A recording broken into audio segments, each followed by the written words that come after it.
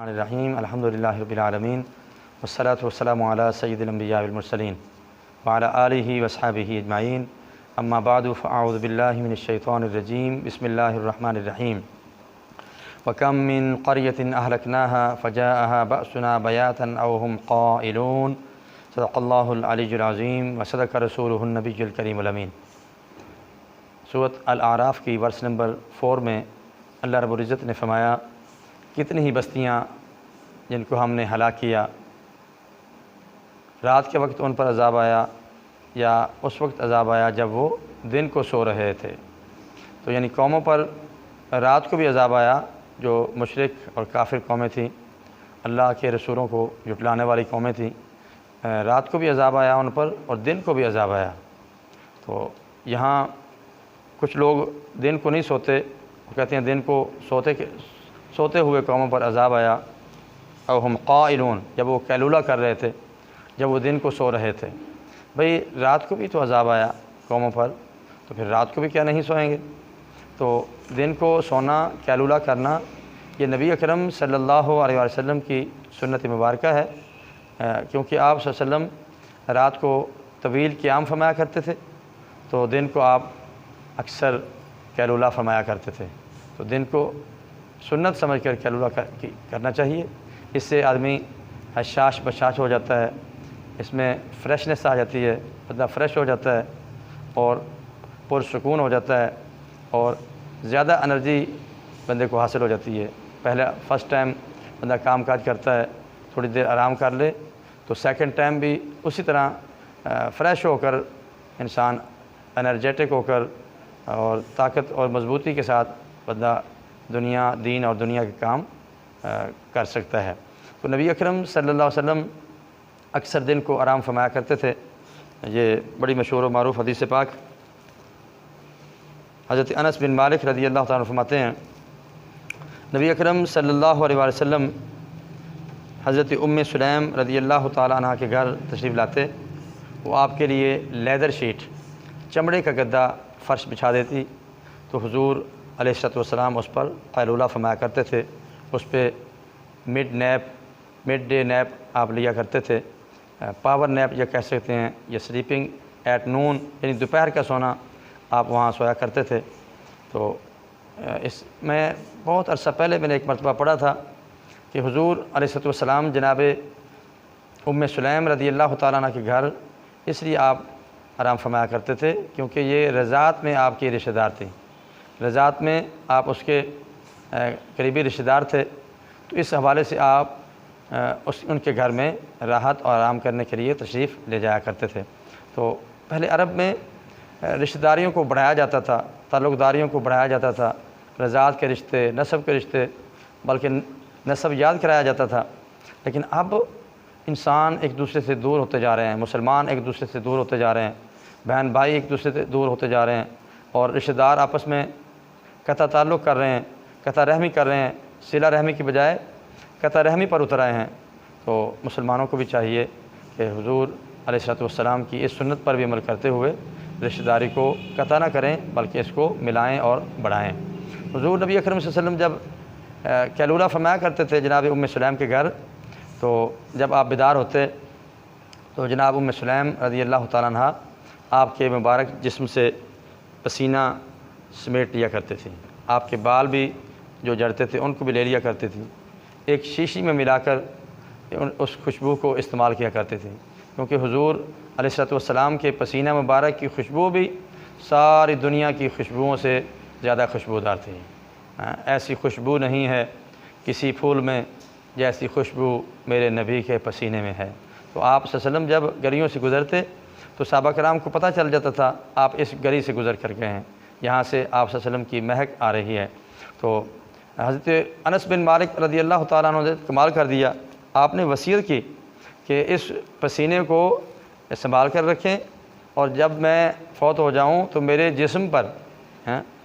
پر لگائیں تاکہ یہ بہترین خوشبو جو ہے یہ میں ساتھ لے کر جاؤں، قبر میں لے کر جاؤں۔ تو بہرحال اسی طرح کی اور بھی بہت ساری احادیث مبارکہ آتی ہیں۔ نبی اکرم صلی اللہ علیہ وآلہ وسلم دن کو سویا کرتے تھے، قیلولہ فرمایا کرتے تھے۔ ام حرام بنت ملحان رضی اللہ تعالیٰ عنہ، ان کے گھر میں بھی آپ ایک دن تشریف فرما ہیں، تو آپ جب سو کر اٹھے تو آپ مسکراتے ہوئے اٹھے، ہنس رہے تھے آپ، تو انہوں نے عرض کی یا رسول اللہ صلی اللہ علیہ وسلم آپ کے مسکرانے کا کیا سبب ہے؟ میں سویا ہوا تھا تو میں نے خواب میں دیکھا کہ میری امت کے لوگ کشتی پر سوار ہو کر جہاد کے لیے گئے، اور ایسے کشتیوں پر بیٹھے ہوئے تھے جیسے بادشاہ تختوں پر بیٹھتے ہیں۔ تو حضرت ام حرام بنت ملحان نے عرض کی یا رسول اللہ صلی اللہ علیہ وسلم دعا کریں اللہ تعالیٰ مجھے بھی ان میں کر دے، شامل کر دے، میں تم انہی میں ہو، اس گروہ میں ہو۔ تو پھر آپ سوئے، پھر آپ جاگے، بیدار ہوئے تو پھر آپ مسکرا رہے تھے۔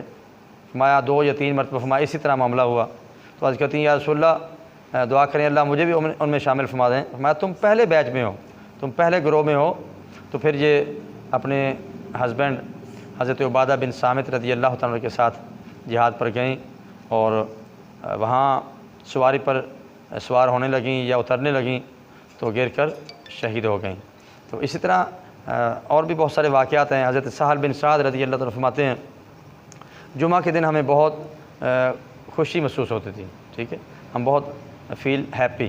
بہت زیادہ خوشی محسوس کرتے تھے۔ کس وجہ سے کہ ایک بڑھیا تھی جو چقندر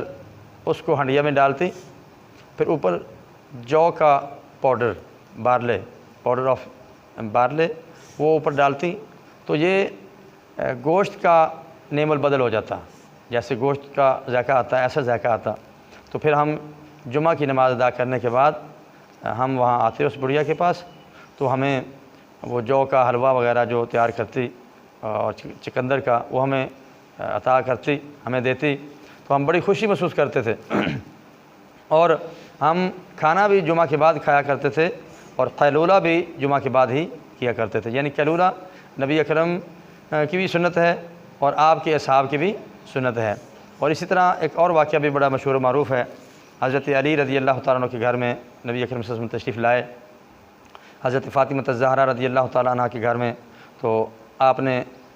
دیکھا کہ حضرت علی رضی اللہ تعالیٰ عنہ موجود نہیں ہیں۔ آپ نے پوچھا ویئر از یور کزن، کہ فاطمہ تمہارا کزن کہاں ہے، تمہارا ہسبینڈ کہاں ہے؟ تو انہوں نے عرض کی یا رسول اللہ صلی اللہ علیہ وسلم گھر میں کچھ ڈسینشن ہو گئی تھی اور کچھ معاملہ ہو گیا تھا ایسا، تو وہ غصے میں آ کر گھر سے چلے گئے، انہوں نے میرے گھر میں قیلولہ بھی نہیں کیا، یعنی قیلولے کی بات ہو رہی ہے نا، یعنی دن کو آرام کرنا، میرے گھر میں قیلولہ بھی نہیں کیا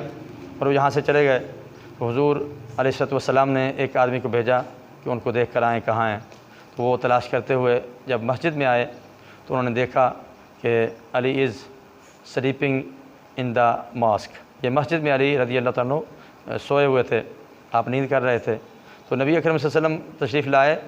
اور آ کر دیکھا حضرت علی رضی اللہ تعالیٰ عنہ وہاں سوئے ہوئے تھے، اور آپ کی چادر ایک سائڈ پہ ہٹی ہوئی تھی، اور مسجد کے فرش کی، یعنی مسجد کے فرش کی مٹی جو ہے جناب حضرت علی رضی اللہ تعالیٰ عنہ کو لگی ہوئی تھی۔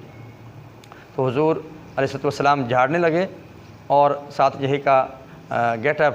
ابو تراب، گیٹ اپ ابو علی کھڑے ہو جاؤ، علی کھڑے ہو جاؤ۔ تو حضرت علی رضی اللہ تعالیٰ عنہ کو یہ نام اتنا پسند تھا، اتنا پیارا تھا کہ آپ کا یہ نک نیم آپ کو اتنا پسند تھا کہ جو بھی آپ کو ابو تراب کہہ کے پکارتا آپ بہت خوشی محسوس کرتے۔ یعنی حضرت علی رضی اللہ تعالیٰ عنہ بھی قیلولہ بھی کر رہے ہیں اور مسجد میں قیلولہ کر رہے ہیں۔ تو حضرت امام بخاری نے یہ جب باب باندھا تو اس میں لکھا کہ القائلۃ فی المسجد، مسجد میں قیلولہ کرنا، ٹھیک ہے، قیلولہ کا باب آپ نے باندھا کہ مسجد میں بھی قیلولہ کیا جا سکتا ہے، سویا جا سکتا ہے۔ تو آج ہم نے یہ موضوع بیان کیا ہے کہ کچھ لوگ دن کو سونے کو ناپسند کرتے ہیں،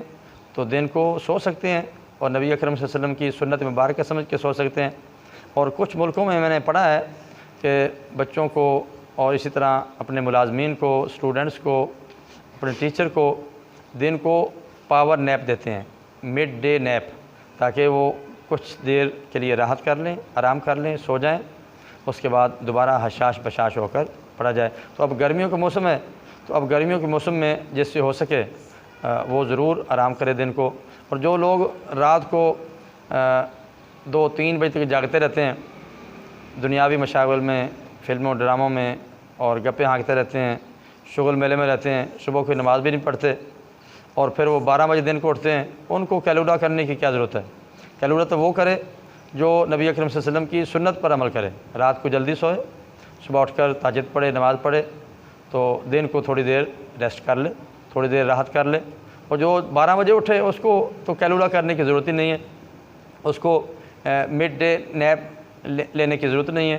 تو سوئے گا تو وہی دن کو جس نے رات کو کم سویا ہو، رات کو تہجد پڑھی ہو، صبح نماز فجر ادا کی ہو۔ اللہ تعالیٰ ہمیں رات کو جلدی سونے، صبح جلدی اٹھنے اور دن کو کچھ دیر سنت سمجھ کر گرمیوں میں قیلولہ کرنے کی توفیق عطا فرمائے۔